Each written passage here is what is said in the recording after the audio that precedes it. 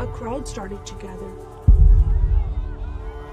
The men were chanting in Arabic, Allahu Akbar, Allahu Akbar.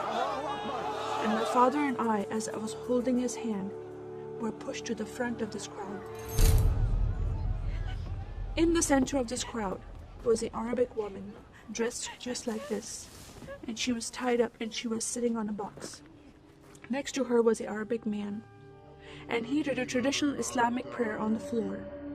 And he got up from the floor, and from his side, he pulled out this very long golden sword, and he beheaded the woman.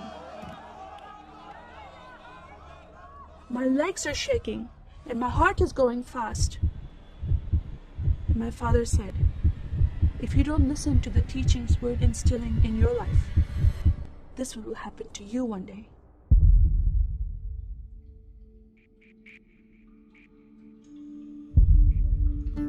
I was born and raised in a small country by the name of Kuwait, a community of 98% Muslim population. 2 of my uncles are imams, and 1 is president of a mosque, where I would hear the call to prayer 5 times a day. As a Muslim, the word Yahudi, which means Jew, was instilled in me as a bad word, as a cuss word. Yahudis should not exist. They should be killed, and I never thought to question why would I hate them. I never met Jewish people in my life. They never did anything to harm my family. I just hated them. Just the word brought hatred in my heart.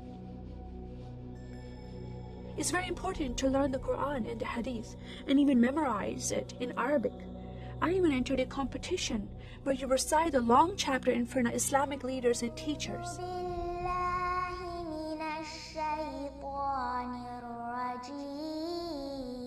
And I came 2nd place. I thought I did a good job. But my father said, no, that's not good enough.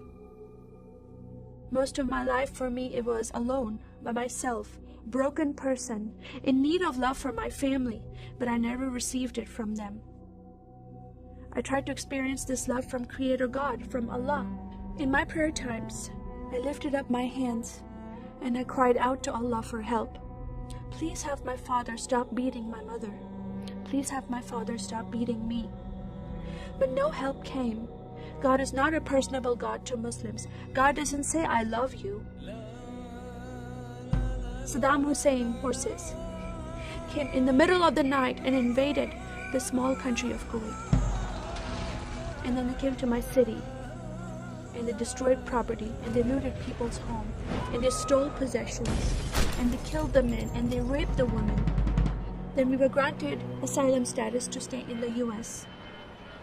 My grandmother suddenly got very sick. She had a heart attack and she went to the hospital. And 2 days later, she passed away. I was devastated because I lost my best friend. And this lady approached me and asked me if I was okay. And I said, no, Paula, my grandmother died. And I just started to cry again. At that moment, I was hurting so much, only crying helped. And Paula came to me and put her arms around me and she gave me a hug. And then she asked me a question. Would you like to go to church with me? When I walked into this church, I experienced love from these people and acceptance from these people like I've never before. Fellowshipping together. They were men and women together. They didn't have to be separate. No one was judging each other. And they knew I was Muslim. They were so friendly to me themselves, accepting of me and loving of me. And that was really surprising to me. And for the first time in my life, I heard a message from the Bible.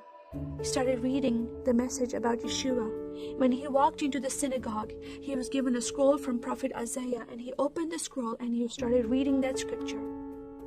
That the Spirit of the Sovereign Lord is upon me, because he has anointed me to preach the gospel to the poor. He has sent me to heal the broken heart and to proclaim liberty to the captive and freedom of sight to those who are bound, to proclaim the year of the Lord's favor. First time I heard these words of freedom and healing and liberty. I'm desperate to be freed from bondage. I was held captive in Islam and I wanted to be freed from that. I was blinded with so much hatred in my heart. The darkness broke from my eyes. The veil came off my heart. I knew the decision I was making to leave Islam is a big decision. By Sharia law, Islamic law, it is death penalty. But I'm desperate to know a living God. In that day, I gave my life to becoming a follower of Jesus. This is the God of Israel, God of Abraham, Isaac, and Jacob. And the nation of Israel is God's heartbeat. And I said, God, forgive me. I did not know I hated your people. I love the Jewish people because it's their God, their Messiah that I'm following. And He told me to love them. I never knew what happened to the 6 million Jews that died. I never heard that in Kuwait in history. Now that I met Holocaust survivors, I know their story, and I shared my story with them. Your God, your Messiah, changed my heart, giving His life for me, so I can have life everlasting. He rescued me. He saved me. He came and brought joy in my life again. And I'm a blessed woman. And I start crying, and they start crying, and we are able to relate to each other, and they embrace me, and they love me, and they experience some healing, I believe, when they hear my story. That is a privilege to have that in my life. I am one for Israel.